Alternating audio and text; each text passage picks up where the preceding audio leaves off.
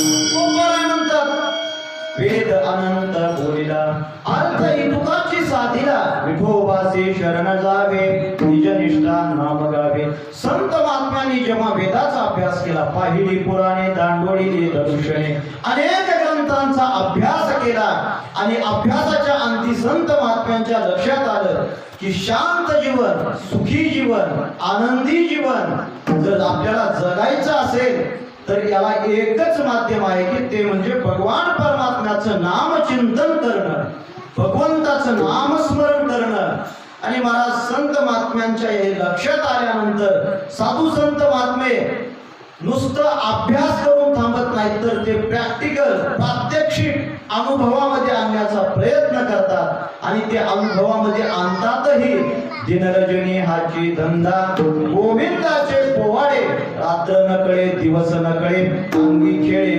दैवत हे नाथ महाराजांनी तर ठिकठिकाणी म्हटले हरी बोला घेता बोला देता उठता बैसता हरी बोला एकांती हरी बोला लोकांती देह त्यागा अंती हरी बोला तुम्ही सगळं काम करत असताना भगवंताचं नामचिंतन करा हे म्हणणारे नाथ महाराजांनी ती साधना सुरू केली आणि त्या साधनेचा परिणाम नाथ महाराजांच्या जीवनामध्ये असा झाला की नाथ महाराजांना जिकडं तिकडं आनंद भरलेला दिसायला लागला आनंदी आनंद सगळीकडे सगळ्या जगात नाथ महाराज हे चित्र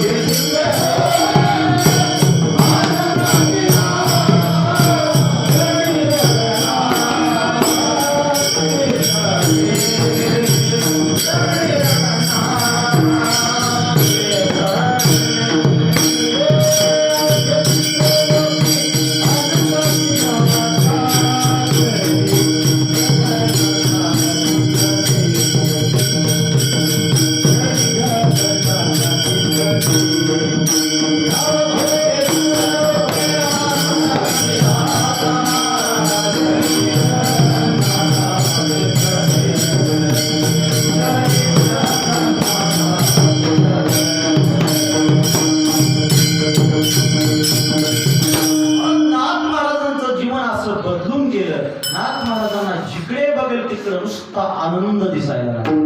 साधनाच अशी केली की जिथं बघावं तिथं आनंदी आनंद, सगळं जग सगळं विश्व आनंदानं भरलेलं दिसायला लागलं. आणि मला समाजामध्ये काही सगळीच माणसं मूर्ख नसतात. त्या विचारसागरामध्ये असं म्हटलेलं आहे, समाज कधीही 100% समाज कधीच मूर्ख नसतो आणि 100% समाज कधीच शहाणा नसतो.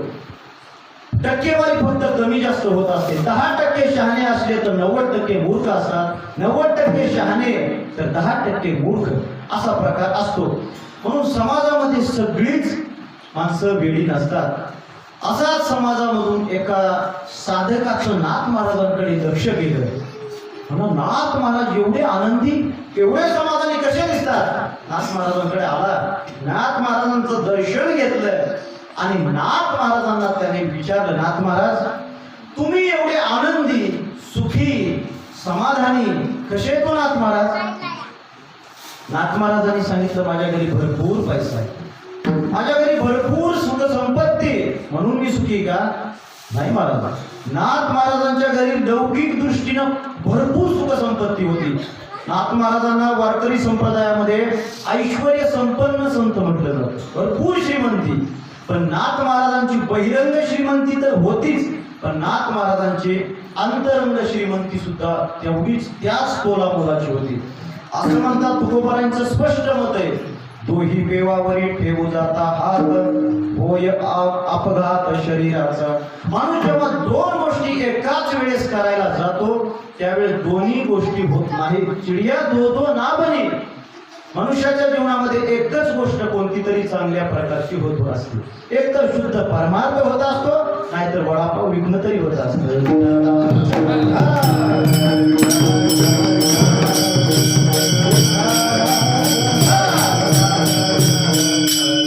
आपल्यापासून सुरुवात करावं लागते. आणि नाथ महाराजांना तसा काही प्रश्नच नव्हता. नाथ महाराजांकडे नाथ महाराजांची अंतरंग श्रीमंती, नाथ महाराजांना आतून आनंद कोंडला. जिकडे तिकडे अशी परिस्थिती आणि त्याने विचारलं, नाथ महाराज तुमच्या आनंदाचं कारण काय हो? माझं तर खूप जीवन चिंताग्रस्त आहे, मला खूप चिंता आहे. तर नाथ महाराज तुम्ही फार सुखी दिसतात, मला तुमच्यासारखं सुखी व्हायचंय, मला तुमच्यासारखं आनंदी व्हायचंय नाथ महाराज, याचा मला उपाय सांगा ना. अशी जेव्हा त्या साधकाने नाथ महाराजांना अत्यंत नम्रतेने विनंती केली त्यावेळेस नाथ महाराजांनी त्याला आनंदाची युक्ती सांगितली. त्या अभंगाच्या पहिल्याच्या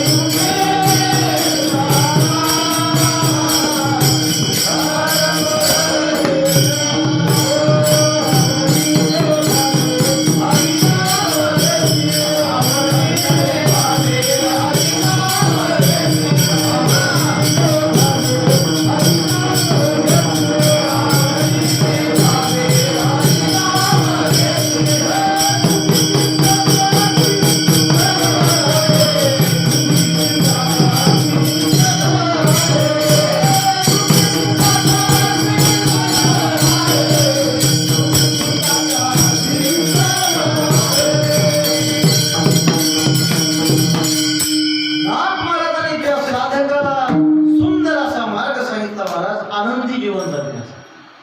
तुझी इच्छा आहे ना चिंता मुक्त जीवन जगायचंय, आनंदी जीवन जगायचंय ना, तुला सुंदर असा मार्ग सांगतो. आवडीने भावे हरिनाम घ्यायचे, तुझी चिंता त्याचे सर्व आहे.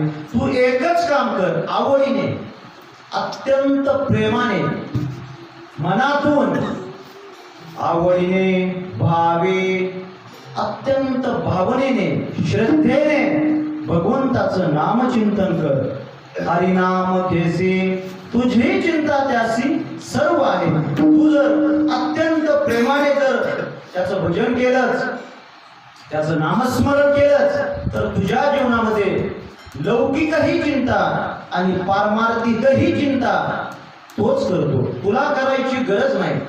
मला भगवान परमात्म्याचं मला एक सांगा, लौकिक दृष्टीनं लग्नामध्ये अत्यंत प्रेमाने मनातून नवऱ्याचं नाव बायको फक्त एकदाच घेते प्रेमाने, बरं नंतर लोक म्हणते कोण घेत असते.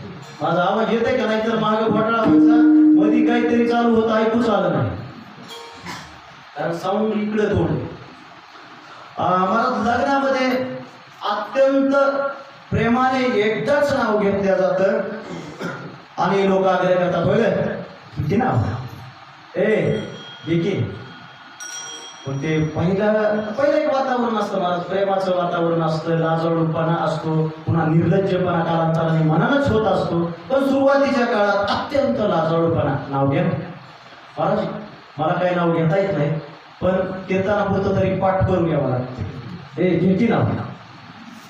जेव्हा नाव घे नाव घे नाव घे म्हटल्यानंतर एखादी पारमार्थिक बाई जर असेल, पारमार्थिक वातावरणात वाढलेली जर पोरगी असेल, मग ती थोडक्यात का होईना पण नाव घ्यायचा प्रयत्न करते.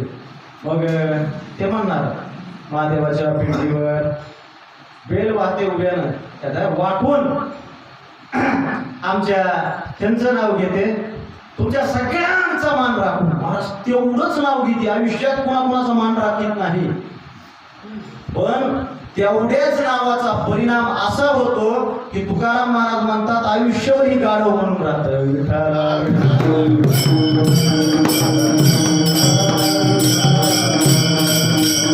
बघा तुम्ही, तुकाराम महाराजांनी गोड चिंतन मांडलेलं आहे की आयुष्यात फक्त पत्नी एकदा नाव घेते तर तिच्यासाठी हा आयुष्य खर्च करतो, सगळं आयुष्य. फक्त म्हणायला महाराज हा मालक असतो, नाहीतरी नोकरच असतो. बघा तुम्ही, मी कुठंतरी ऐकलेलं आहे. कल्पना करा, समजा सध्या यशा फुकट आहेत, नवरा बायको साठीच्या पुढे गेलेले आहेत, फुकट तिकीट आहेत, पंढरपूरला चाललेत, जागा भर एसटीत जागाच नाही, फुकटमुळे सध्या जागा भेटतच नाही. आणि कशी तरी कळमच्या डेपोवर गेले, गाडी बघितली, गर्दी भरपूर आहे, त्याच्याकडं पिशवी हातात, ती महाराणी देवराणी काय जे असेल ती मोकळीच जागेवर उभा. हीच गाडी पर्यंत पळत जाणार, जागा धरणार, काका ती पिशवी घेऊन कशी तरी पळत जागा धरणार आणि स्वतःच बसणार का? बसत नाही महाराज. मग ती त्याची ते महालक्ष्मी येणार, त्या जागेवर बसणार आणि जागेवर बसल्यानंतर ही सगळ्याच्या पुढे जाऊन हिनं जागा धरलेली असते, शेजारी फक्त उभा. मला खरं सांगा, ती मालक म्हणत असते, पण खरं मालक कोण असतं? मला सगळ्यांनाच माहिती, मालक तीच फक्त म्हणायला ही नामधारी मालक असतो, नाहीतर चपराशीच असतो माणूस. तुकाराम महाराजांनी म्हटलेलं आहे, व्रतारासी बाऱ्या बोले गुज गोष्टी मजा ऐसी कष्टी कोण आहे मालक? खरं सांगा मालक, अहो माझ्यासारखं दुःख कुणाला आहे?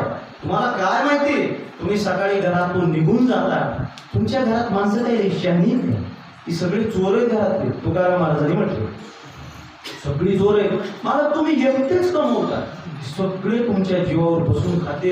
ही नणंद, अहो ही तर माझ्यावर सारखं जळत असती. तुमचा भाऊ तुम्हाला असं वाटतं का फार लबाड आहे, त्याचा चांगला डोळा नाही माझ्यावर? मालक मी सांगते, जर उद्या सकाळी वेगळं निघला तर मी तुमच्या संकट राहील, काय तरी सांगते. तुकाराम महाराजांनी वेगळे निघता संसार करी, मी निघून जाणार मालक. महाराज तुकाराम महाराज म्हटले, तुका म्हणे केला रांडेने गाडवर. महाराज एवढं ती कान भरती संध्याकाळी सकाळी उठल्या उठल्याच वेळी म्हणतो उद्या सकाळी उठल्या उठल्या मी वेगळं निघणार.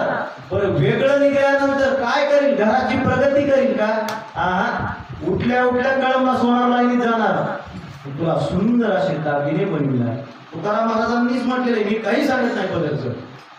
सुंदर असे सोनाराच्या दुकानात जाऊन तुला ओरिजिनल 24 कॅरेट सोन्याचे दागिने बनविणार, तू म्हणशील ती देणार. आणि महाराज देता देता तुकाराम महाराज म्हणतात, तुका म्हणे केला रांडेने गाढव मेलियावरी नरकाला जाण्याची परिस्थिती. संसारामध्ये जेव्हा पती पत्नींचं जीवन असतं त्यावेळेस महाराज पती कितीही नालायक असला तरी पत्नी धार्मिक असणं फार महत्वाचं आहे. कारण तुकाराम महाराजांचं मत आहे, नवऱ्यानं नाही परमार्थ केला तरी पत्नीला धोका नाही, पण पत्नीने जर नाही परमार्थ केला तर नवऱ्याला 100% धोका आहे.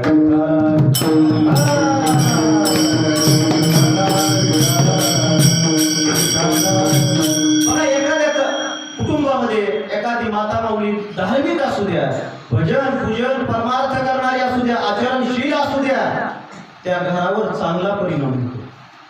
आणि जर एखाद्या घरामध्ये पती धार्मिक आहे पण माता माऊली जर पारमार्थिक नसेल त्या घराला वळण लागत नाही.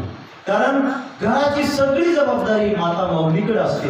आणि तुकाराम महाराजांनी असं म्हटलेले, ज्या घरामध्ये स्त्री पारमार्थिक नाही महाराज ती तर स्वतः नरकाला जातेच, पण सगळ्या कुटुंबाला सुद्धा घेऊन जाते. आपण बुडविती, आपण बुडती, पती बुडविती, दोन्ही पुढे नेते आदब पाहता. म्हणून पारमार्थिक घरामध्ये पारमार्थिक बाजू स्त्रीकडे असली पाहिजे आणि तर संसारही यशस्वी होत असतो. पण तुकाराम महाराज म्हणतात, जर जीवनामध्ये केवळ त्या पतीचं फक्त एकदा नाव घेतल्यानंतर जर तो पती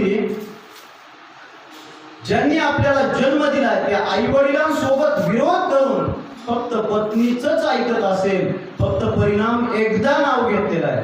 तसं तर समर्थांनी दासबोधामध्ये असं म्हटलेले बघा, जन्मला जयांचे उदरी तयांशी जो विरोध करी सखी मानिली अंतुरी मूर्ख आहे. मला समर्थांनी मूर्खाची लक्षणं भरपूर सांगितले. ज्यांना असं वाटतं की आपण मूर्ख आहोत की नाही हे जर बघायचं असेल, समर्थांचा दासबोध वाचायचा. दुसराच दशक आहे आणि त्या दुसऱ्या दशकामध्ये पहिला आणि 10वा समास वाचण्यासारखं. ते 200-300 मूर्खाची लक्षण आहेत. पण समर्थांनी पहिलं लक्षण मूर्खाचं सांगितलं, ज्या आई वडिलांच्या पोटी जन्माला आलाय पण त्याच आई वडिलांसोबत विरोध करतोय, त्या आई वडिलांना चांगली वागणूक देत नाही, त्या आई वडिलांना अत्यंत शत्रूची वागणूक देत असेल आणि फक्त बायकोला जर आपलं म्हणत असेल, महामूर्ख आहे महाराज.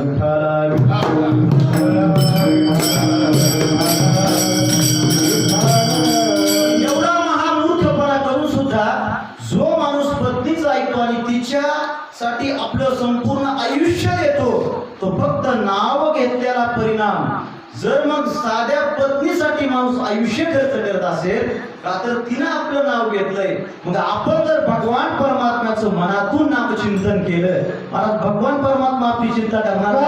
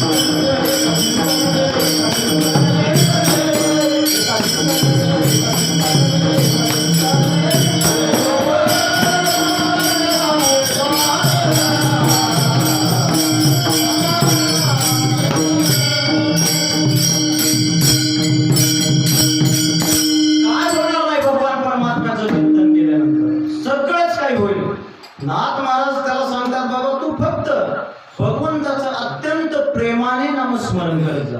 काय होतंय, आपण क्रिया तर सगळी जणच एकच करतो.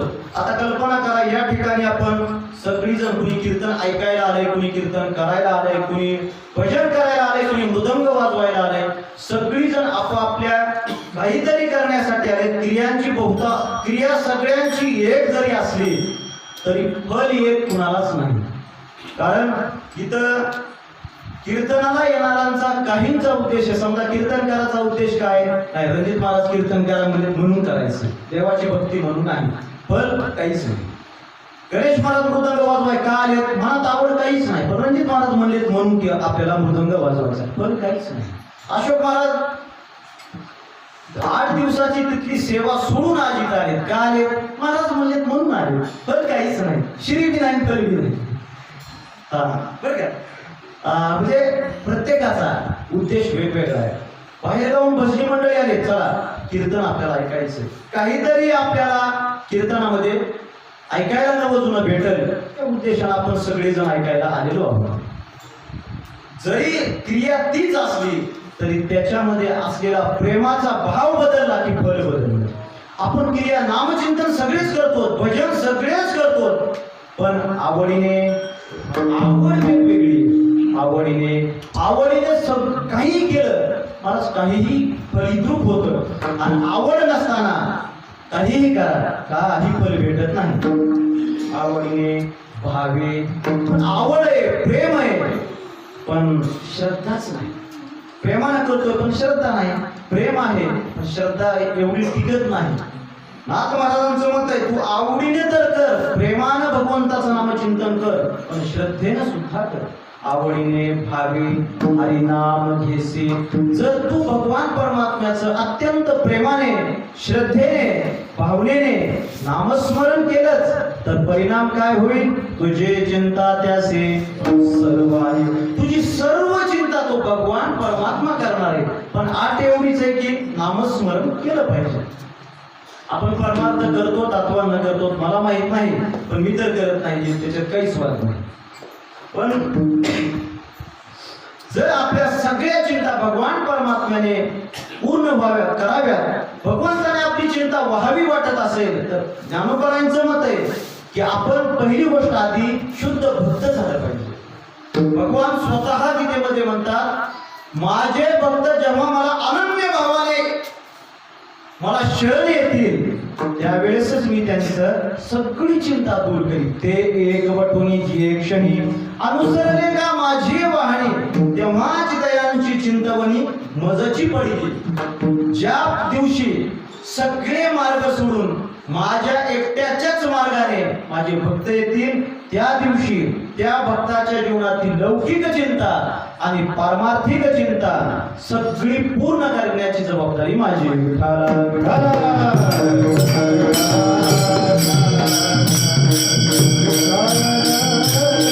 भगवान एके ठिकाणी म्हणतात, मनोनिगा माझी या भक्ता नाही एकही चिंता, तया ते समुद्धरता आथीनी सदा. माझ्या भक्तांना चिंता करण्याची गरज नाही, मग ती पारमार्थिक चिंता असेल अथवा संसारिक चिंता असेल.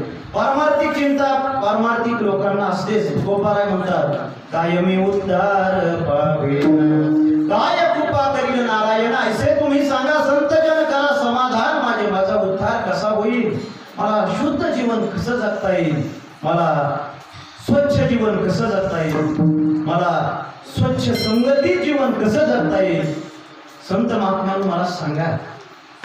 अशी ही पारमार्थिक चिंता असते. आणि लौकिक चिंताही भक्ताच्या जीवनामध्ये असतात. पण भगवान परमात्मा सगळ्या चिंता महाराज भक्ताच्या जीवनामधून घालवून टाकतो. बघा, भक्ताने काहीही नाही मागू द्या, पण देवाला काळजी असते. सुदामा ब्राह्मण दुखे दारिद्र्य पिढीला, मुष्टी पोहे घेऊन या त्यांचे भेटीला दिलेला, शुद्ध भाव दे कोणी या गाव सोनियाचा दिला. मला सुदाम देवाकडे लौकिक दृष्टीनं काहीच नव्हतं, पण भगवान परमात्म्याचे ते भक्तही होते आणि मित्रही होते. पण परिणाम काय असतो, मित्रत्वामध्ये काही मागणारी माणसं असली का मित्रत्व टिकत नाही. मित्राने मित्राला काही मागितलंच नाही पाहिजे. सुरुवातीच्या काळामध्ये मित्र मित्राला देतो, पण नंतरच्या काळात जर सारखंच मित्र मित्राला मागायला लागला तर ती मित्रता टिकत नाही. पण महिला मंडळ फार हुशार असतं. भगवान परमात्मा राजा झाले. गड्यांनो राजा की रे झाला, गड्यांनो राजा की रे झाला, कृष्ण सिंहासनी बैसला, कृष्ण सिंहासनी बैसला. गड्यांनो भगवान परमात्मा राजा झाले, पण सुदामदेव आहे त्याच परिस्थितीमध्ये राहिले. सुदामदेवाच्या पत्नीने एके दिवशी सांगितलं, म्हणजे का हो तुमचा मित्र आहे म्हणतात तुम्ही भगवान श्रीकृष्ण, अहो तो राजा झालाय, तुम्ही तुमच्या मित्राकडे गेला पाहिजे, आपल्याला काहीतरी मागितलं पाहिजे. पण मला सुदामदेव शुद्ध भक्त होते, देवाचे प्रामाणिक भक्त होते. त्यांना वाटत होतं आपण देवाला त्रास द्यायचा नाही, काही मागायचं नाही. पण तरी आता बायकोचा हट्ट बायको ऐकायलाच गेली, म्हणून सुदामदेवाने सांगितलं मी जातो बाई, जातो. आणि सुदामदेवाने द्वारकेला जाण्यासाठी प्रस्थान केलं. सुदामदेव द्वारकेमध्ये पोहोचले, पण सुदामदेवांनी भगवान परमात्म्याकडे काहीच मागितलं नाही. वेळ कमी असल्यामुळे कथाही थोडक्यातच, सुदामदेवांनी काहीच मागितलं नाही, काही मागितलं नाही. पाहुणचार योग्य प्रकारे झाला. सुदामदेव गावाकडे निघाले आणि सुदामदेव गावाकडे गेले, पण सुदामदेवांनी देवाला काहीच मागितलं नव्हतं. पण मनामध्ये कुठंतरी होतच, पत्नीनं पाठवलेलं होतं, आता घरी जाऊन काय सांगू तिला काय, ती मला काय म्हणेल, काय तुमचा मित्र आहे. पण देवाला काळजी असते मला. आणि भगवान परमात्म्याने जाऊस तरच सुदामदेवाची सगळी नगरी सोन्याची करून टाकली. याला कारण काय, तुझे चिंता त्यासे सर्व आहे. फक्त आठ एवढीच आहे, आवडीने भावे हरिनाम घेसे, तुझे चिंता त्यासे सर्व आहे. तू कुठलीच चिंता करू नको, फक्त प्रामाणिकपणाने परमार्थ कर, भजन कर, कीर्तन कर, नामस्मरण कर. सगळी चिंता आहे ही उन्हाळा वाया नाही जाणार बाळा, नाही जाणार. फक्त भगवंताचं नामस्मरण प्रामाणिकपणाने कर, उन्हाळा होणार नाही. आठ काय, नामचिंतन करावं, परमार्थ करावा. सगळ्या चिंता मला जीवनातून दूर होत असतात. आता माझी चिंता सध्या काय असेल तुम्हाला काय माहिती का? मला चिंता काय आहे सध्या, गुडघे दुखते, गुडघे राहिले पाहिजे.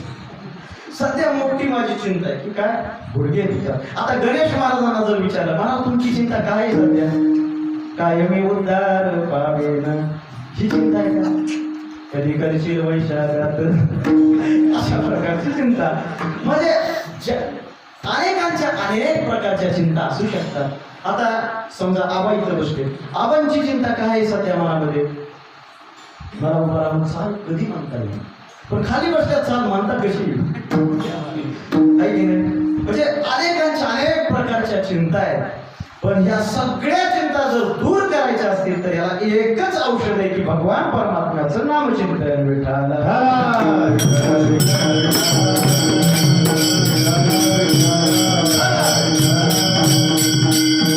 साधकाने प्रश्न केला, नाथ महाराज 10 वाजले, तर 10 वाजून 10 मिनिट झालेत नाथ महाराज, भगवान परमात्मा आमची चिंता करणारे, तुम्ही म्हणता आम्ही जर भगवंताचं नामचिंतन केलं तर भगवान परमात्मा सगळं आमचा संसार सुखाचा करेल. तुका म्हणे त्यांचा देव सर्व भार, साधवी कामार होऊन या भगवान परमात्मा आमचं सगळं करेल. पण नाथ महाराज तरी सुद्धा माझ्या मनात थोडी शंका आहे. ती शंका नाथ महाराज अभंगाच्या दुसऱ्या चरणात दूर करतात. नको खेद करू कोणत्या गोष्टीचा, नको खेद करू कोणत्या गोष्टीचा,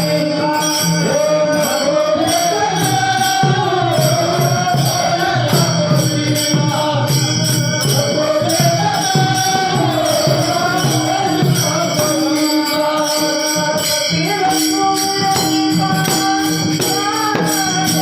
करू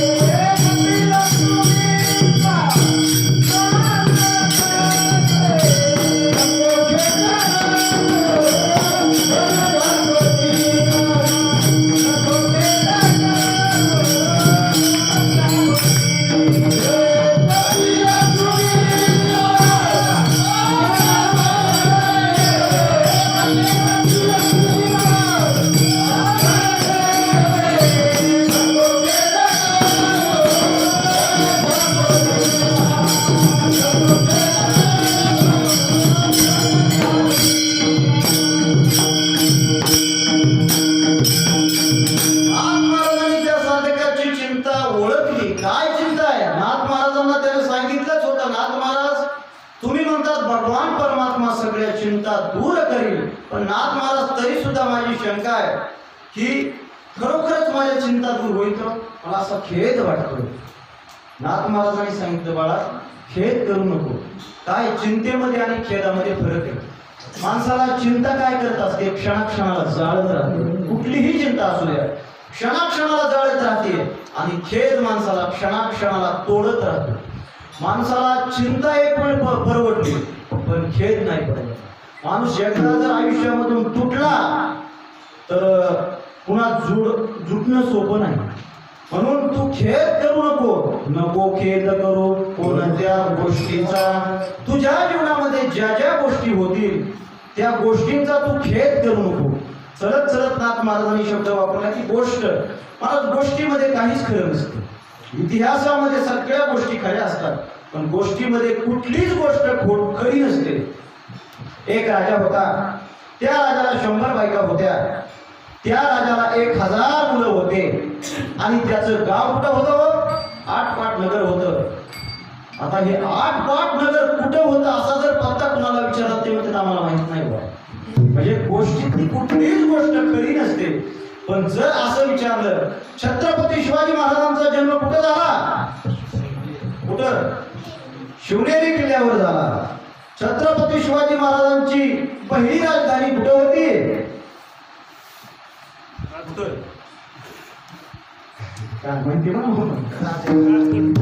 राजगडावर होती. छत्रपती शिवाजी महाराजांची दुसरी राजधानी कुठं होती? रायगड किल्ल्यावर होती. छत्रपती शिवाजी महाराजांची समाधी कुठल्या किल्ल्यावर आहे? रायगडावरच आहे. ही इतिहास असतो.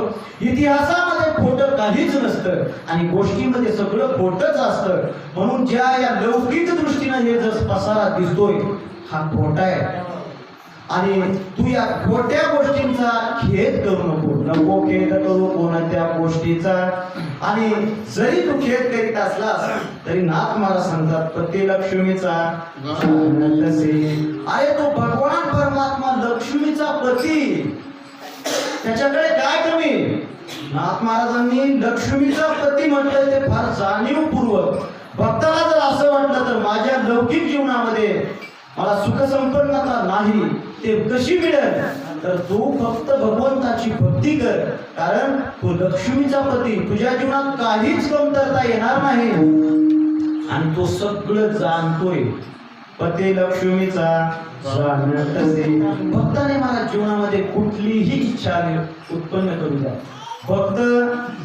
भक्ताने जीवनामध्ये चांगल्या इच्छा करू द्या वाईट इच्छा करू द्या कामिक भावनेने इच्छा निर्माण करू द्या कुठल्याही गोष्टी त्या भक्ताच्या मनामध्ये येऊ द्या. महाराज भगवान परमात्मा सगळा अंतर्यामी सगळं जाणतो. भक्ताच्या मनामध्ये काय आहे हे सगळं त्याला कळतं. एकदा काय झालं बादशहाच्या दरबारामध्ये नवरत्न होती. त्याच्यामध्ये बिरबल नावाचं एक रत्न होतं. महाराज पण बिरबलावर सगळी जळायची. काय होतंय चांगल्या माणसावर अनेक लोक जळत असतात त्याचा काहीच वाद नाही. आणि बिरबलावर सगळ्यामध्ये बरीच जण जळायची आणि बिरबलाच्या चाळ्या लावायची. काही बादशहाकडे काहीही सांगायची. एके दिवशी बादशहाने असं ठरवलं की बिरबलची परीक्षा घ्यायची आणि बिरबलला खरंच सगळ्यांच्या मनातलं कळतंय का हे बघायचं.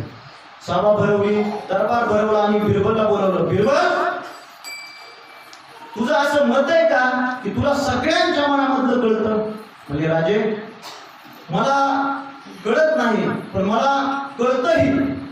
असं बिरबल आता मला खरं सांग की या प्रजेच्या मनामध्ये आता सध्या काय चाललंय बरं?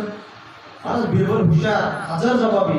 बिरबलनं सांगितलं सरकार या प्रजेच्या मनामध्ये सध्या एवढाच विषय चालू आहे आमच्या बादशहाला भरपूर आयुष्य मिळावं. प्रजा नाही म्हणली काय? महाराज बिरबलनं सांगितलं सरकार प्रजेच्या मनात एवढाच विचार आहे राजाला भरपूर आयुष्य मिळावं. राजा आमच्या बादशहाची सैन्य कधीही पराजित होऊ नये. बादशहा निरोगी राहावा आणि बादशहाचे आम्ही जन्मोजन्मी सेवक म्हणून राहावं. विचारा तुम्ही म्हणले सगळ्यांच्या मनामध्ये काय येते? सगळे म्हणले खरंय म्हणले हीच आहे. कोण नाही म्हणे नाही म्हणून मरायचंय का? तसं भगवान परमात्मा ही बिरबल झाला लौकिक दृष्टीने अंतर्यामी, पण भगवान परमात्म्याला सगळ्यांच्या मनामधलं सगळंच कळतं. मला भक्ताला काय पाहिजे, भक्ताला काय नकोय, या सगळ्या गोष्टी देवाला कळतात. एकदा काय झालंय, भगवान श्रीकृष्ण परमात्मा आणि अर्जुन दोघ जण वनामध्ये फिरायला गेले. वनामध्ये फिरायला गेले आणि सुंदर वन, काय ते गार्डन, काय बगीचा, वातावरण सगळी हिरवळच बर का. मोबाईल बघू नका, सगळी इकडं तिकडे हिरवळ मारा बघायला गेले. आणि तिथं गेल्यानंतर अर्जुनाच्या सहज मनात आलं, काय मला काय एवढं सुंदर बगीचा आहे, तिथं जर सुभद्रा असती तर बस एवढंच म्हणले. काय दुसरं म्हणा म्हणले नाही. अर्जुन तसं म्हणलं सुद्धा नाही, फक्त मनात आलं. मनात यायला ना सुभद्रा बरी पण यायला सोबतच सुभद्रा आली. सुभद्रा आल्यानंतर अर्जुनाला आनंद झाला. सुभद्रेसोबत गप्पा मारल्या, चितगुज केलं, परमार्थ केला, सगळं केलं. आणि सुभद्रेने सांगितलं, होय म्हणजे मालक, आता एवढा आपण सुखसंवाद केला, पण आपल्या या सुखसंवादाची काही आठवण म्हणून काही असावी की नाही? म्हणजे खरं तुम्ही मला काहीतरी द्या ना. काय असतं, प्रेमात काहीतरी गोष्ट दिलेली जी असते ती भविष्य काळात आनंद देत असते, पण लपड्यात काही गोष्ट दिलेली असते ती भविष्य काळात रटे देत असते.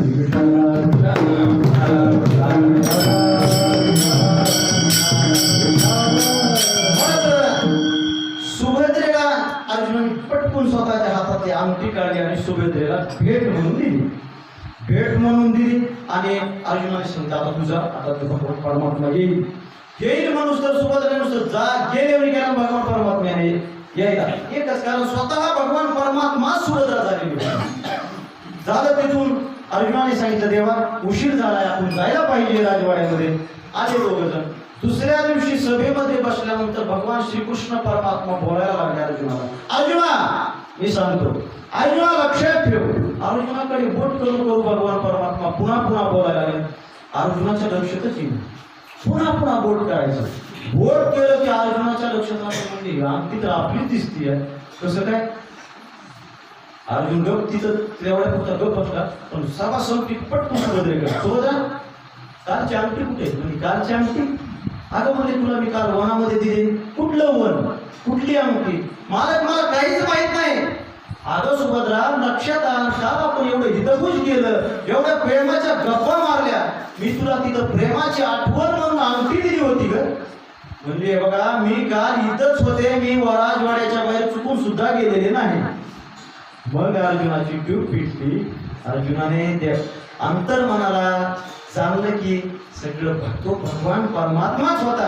आणि अर्जुन घड मला रडायला लागला की देवा, अरे आम्ही असे काय तुझे भक्त आहेत की तू अत्यंत खालच्या दर्जाचे, खालच्या पातळीवर येऊन आम्हाला सहाय्य करावं.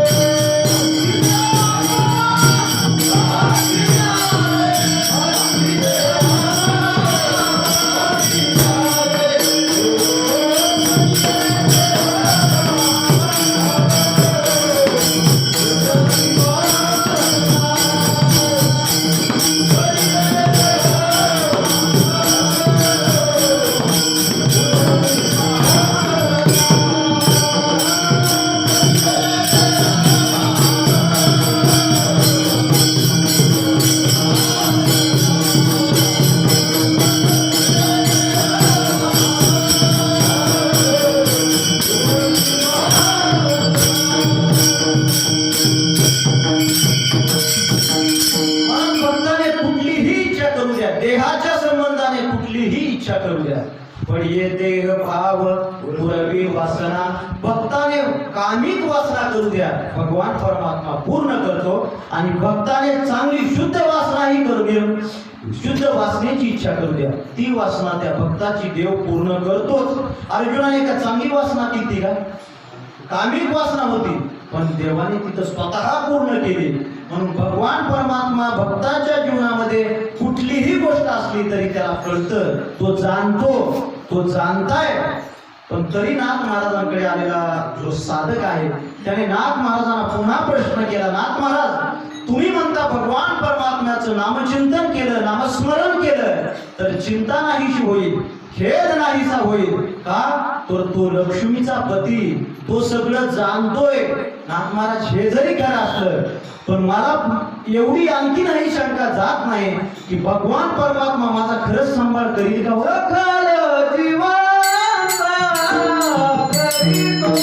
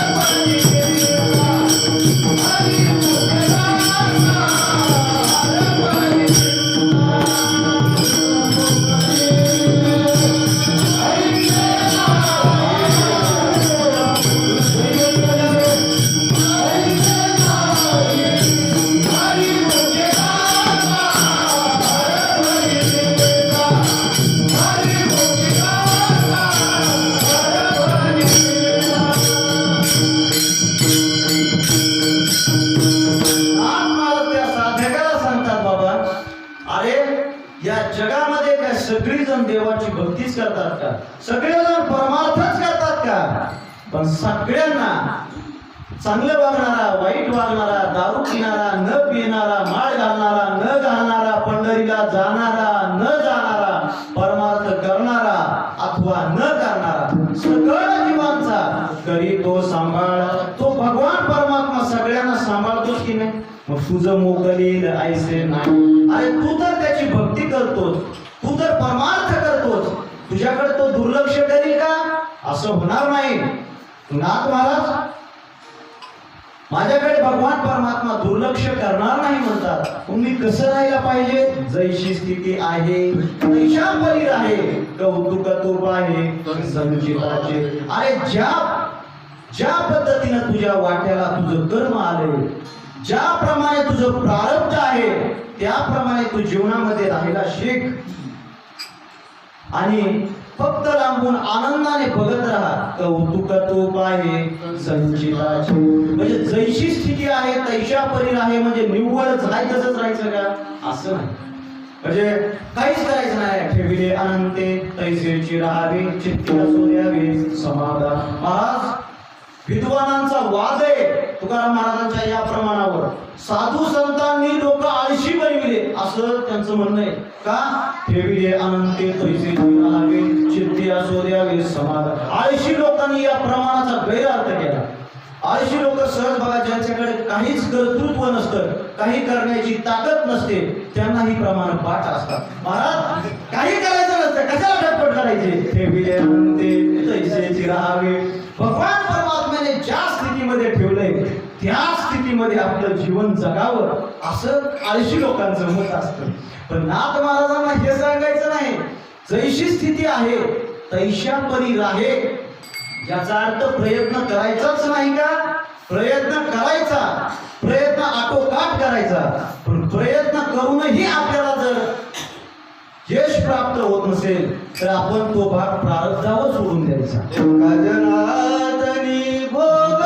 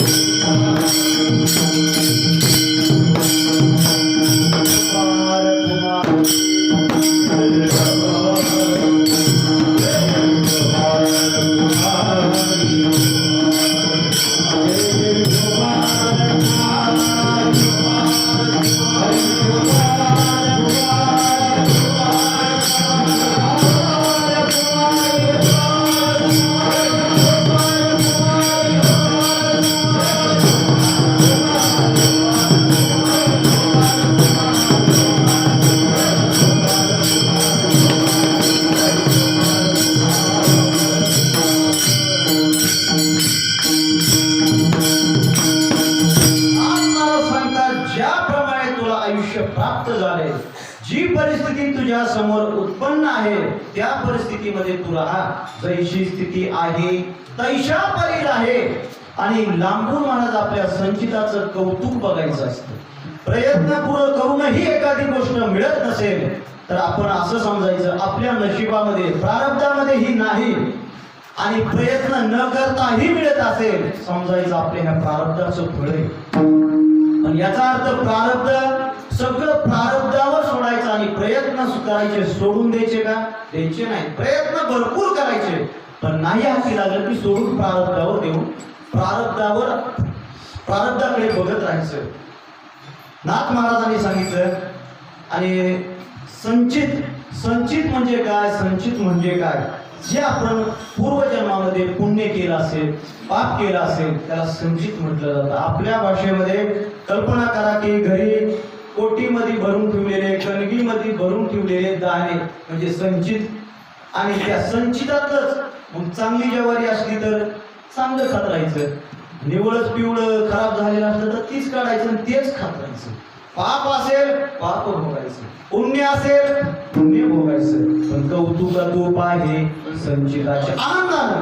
अत्यंत असं काहीच नाही की परमार्थ करणाऱ्याच्या जीवनामध्ये दुःख येत नाही आणि पाप करणाऱ्याच्या जीवनामध्ये सुख येत नाही. असं कधीच होत नाही. पाप्याच्या जीवनात सुद्धा सुख येतं आणि पारमार्थिकाच्या जीवनामध्ये सुद्धा दुःख येतं. याची संगती कशी लावायची? तर याची एकच संगती लावायची की हे आपल्या प्रारब्धाचा भाग आहे. आणि नाथ महाराज सांगतात हे प्रारब्ध कुणालाही चुकत नाही. आपल्या वाट्याला आलेलं कर्म कुणालाही आजपर्यंत चुकलेलं नाही. देव दानव मानव कुणीही महाराज कर्माच्या बाहेर गेलेला नाही. कर्माचा भोग प्रत्येकाला भोगावा लागतो. श्रीरामा वनवासा गेला, कर्मे श्रीराम वनवासा गेला, कर्मी दशरथी योग मला काही पाठ नाही बरं का, कारण प्रमाणात म्हणताना लगेच जमून जात असेल पण मला काही सांगता येत नाही. पण प्रारब्धाचा भाग असा आहे की प्रारब्ध कुणालाही चुकत नाही. म्हणजे प्रभू रामचंद्रांसारखा जरी असला पण प्रारब्ध कर्म त्यांना चुकलं नाही. माणसाचा तर विषयच नाही. म्हणून नाथ महाराज सांगतात प्रारब्ध कुणालाच चुकत नाही. लोक परमार्थ करणाराची टिंगल उडवतात. का हो? एवढा परमार्थ करून सुद्धा तुमच्या जीवनामध्ये काही बदल झालाय का? काहीच झालं नाही. याला कारण काय? आमच्या प्रारब्धाचा भोग आहे. त्यांनी दृष्टांत दिला की कल्पना करा एखाद्याचं ऑपरेशन करायचं. ऑपरेशन करणं न भूल देता ऑपरेशन करणं कुणाचंच शक्य नाही. पण भूल दिल्यानंतर त्रास तर होतो, कमी होतो, जाणवत नाही. तसं प्रारब्ध कुणालाच चुकत नाही. पण भगवंताचं नामचिंतन केल्यानंतर प्रारब्धाचा जो त्रास आहे तो जाणवत नाही. प्रारब्ध चुकत नाही पण त्रास जाणवत नाही. एका जनार्दनी भोग प्रारब्धाचा हरी कृपे त्याचा नाश होता. भगवंताची कृपा झाल्यानंतर तो नाश होता. प्रारब्धाच्या तो जो त्रास आहे त्या त्रासाचा नाश होत असतो. म्हणजे का असं तर आम्ही ऐकलेले की प्रारब्ध हे कुणालाही बदलता येत नाही. बदलता येत नाही, प्रारब्ध भोगावंच लागतं. पण भगवंताच्या भक्तीमध्ये अशी शक्ती की भगवंताची जर आपण भक्ती केली, भगवंताचं नामस्मरण केलं, मला प्रारब्ध बदलण्याची ताकदही त्याचा असते. आणि ज्यांनी कायदा केला त्यांना तो कायदा मोडताही येत असतो. एकदा काय झालं, जेलमध्ये छत्रपती शिवाजी महाराजांची जयंती साजरी केली आणि सगळे कैदी असे समोर बसलेले आणि जेलर साहेब उभे. असंच वातावरण, मी जेलर तुम्ही कैदी असं समजू नका. पण सुंदर असं वातावरण आणि सगळ्यांनी बारीबारीनं भाषण चालू केले आणि शेवटला झेलर साहेबांचं भाषण सुरू झालं. झेलर साहेबांनी भाषण सुरू केलं. माझ्या प्रिय बंधू आणि भगिनींनो, भगिनी कुठल्या बंधूच, माझ्या बंधूंनो, मी तुमच्यावर आज फार प्रसन्न आहे. छत्रपती शिवाजी महाराजांची आज जयंती. तुम्हाला काय मागायचंय ते मागा. सगळ्या कैद्यांनी एकच मागणी केली, झेलर साहेब, आमची मागणी एवढीच आहे, तुम्ही आम्हाला जी शिक्षा दिली ती शिक्षा कमीत कमी 10 वर्षांनी कमी व्हावी. मला झेलर साहेब एवढे प्रसन्न होते. झेलर साहेबांनी आशीर्वाद दिला, तथास्तु. आणि 10 वर्षाची शिक्षा कमी झाली. झेलर साहेबांनी शिक्षा कमी कशामुळे केली? त्यांच्याकडे अधिकार काय होता?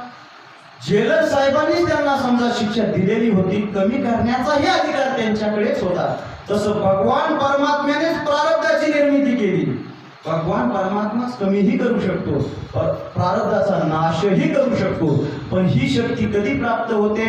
जेव्हा आपण भगवान परमात्म्याचं अत्यंत आवडीने, प्रेमाने, श्रद्धेने, भावनेने नामस्मरण करतात, त्यावेळेस या गोष्टी आपल्या जीवनामध्ये प्राप्त होत असतात. चिंतामुक्त जीवन आणि आनंदयुक्त जीवन.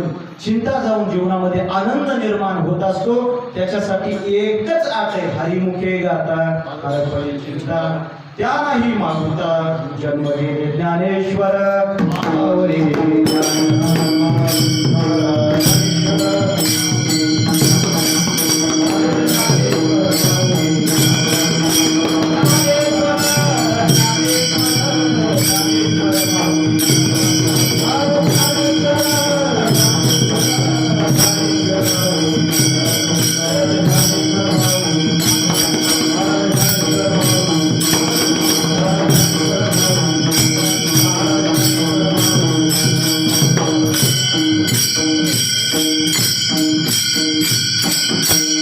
नाथ महाराजांनी ज्या अभंगामध्ये जो विषय अत्यंत सहजतेने हाताळला, त्या साधकाला अत्यंत समाधान होईल अशा गोष्टींचं मार्गदर्शन नाथ महाराजांनी केले. की बाबा, जीवनामध्ये अत्यंत प्रेमाने जर आपण भगवंताचं नामस्मरण केलं, भक्ती केली, तर आपल्या जीवनामध्ये लौकिक असतील, पारमार्थिक चिंता असतील, या सगळ्या चिंता नाहीशा होतील आणि कुठल्याही गोष्टीची आपल्याला जीवनामध्ये खेद करण्याची वेळ येणार नाही. कारण तो लक्ष्मीचा पती सगळ्यांच्या मनामध्ये काय आहे ते त्याला सगळं कळतं.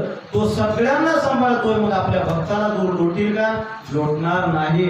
पण भक्ताने एवढंच करायचं आहे की ज्याप्रमाणे प्रारब्धाने आयुष्य प्राप्त झाले त्याप्रमाणे जीवन जगत राहायचं, पण प्रयत्न सोडायचा नाही. आणि प्रयत्न करूनही जीवनामध्ये जर आपल्या काही बदल होत नसेल तर सगळा भार प्रारब्धावर सोडून द्यायचा. फक्त भगवंताचं भजन करायचं, भगवंताचं नामचिंतन करायचं. आपण तेवढे नामचिंतन केलं, नामस्मरण केलं आणि भगवंताला जर आपलं ते नामस्मरण आवडलं तर आपल्या प्रारब्धाचा सुद्धा त्या भगवंताच्याच कृपेने नाश होणार आहे. हरी कृपे त्याचा नाश झाला. आणि याच्यासाठी अत्यंत पुन्हा महाराज हरिपाठाच्या ध्रुवपदामध्ये सांगतात की हरिमुखे गाता हरपली चिंता. जर भगवंताचं नामचिंतन केल्यानंतर चिंता तर हरपतेच, पण त्या भक्ताला पुन्हा या मृत्यू लोकामध्ये जन्माला येण्याची गरज नाही. पुनरपि जननम पुनरपि मरणम पुनरपि जननी जठरे शयनम इह संसारे खलु दुस्तारे कृपया पारे पाहि पुरारे. भगवंताची कृपा संपादन करण्यासाठी पुन्हा जन्माला यायचं नसेल किंवा जन्म मिळाला आहे, हा मिळालेला जन्म आनंदी जगायचा असेल, त्याला एकच माध्यम आहे, ते म्हणजे भगवंताचं नामस्मरण करणं. आणि भगवंताच्या इच्छेने, भगवंताच्या कृपेने आपल्या सगळ्यांच्या जीवनामध्ये हा प्रसाद प्राप्त व्हावा की ज्यांना जेवढं शक्य आहे तेवढं आपण नामचिंतन करावं. इथं वयाची अट नाही.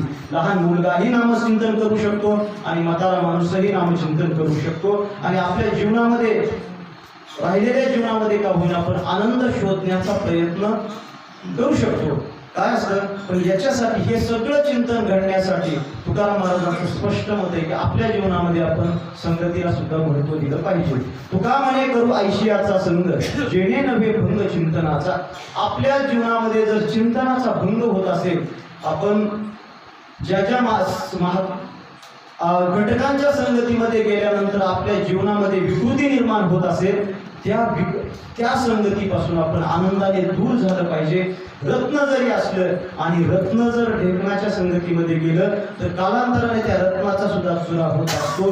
म्हणून काळजीपूर्वक मला ज्याला शुद्ध जीवन जगायचं, शुद्ध पारमार्थिक जीवन जगायचंय, त्या माणसाने संगतीचा विचार करून तुका म्हणे करू ऐसियाचा संग, जेणे नव्हे भंग चिंतनाचा, करूयाची कथा नामाचा गजर, आम्हा संसार काय करी, मनहू हरीचे दास देवती भूषणे, कापे तया फिने कळी काळ. ही नामचिंतनाची फलश्रुती आहे. म्हणून आपल्या जीवनामध्ये आनंदी जीवन जगण्यासाठी एकच माध्यम आहे, अत्यंत साधं सोपं सरळ.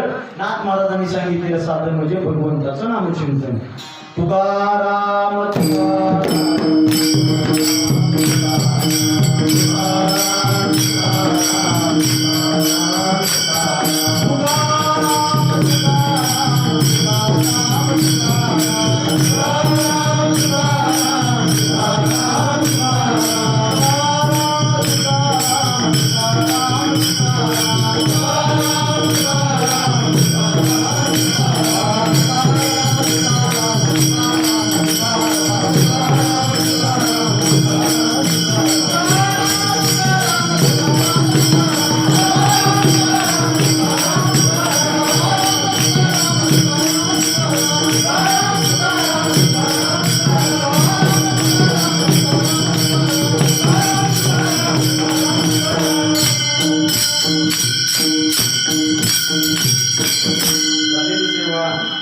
भगवान पुंडरीश परमात्मा सर्व वारकरी संतांच्या चरणी, आपल्या सर्व श्रोते मायबापांच्या चरणी अर्पण करतो.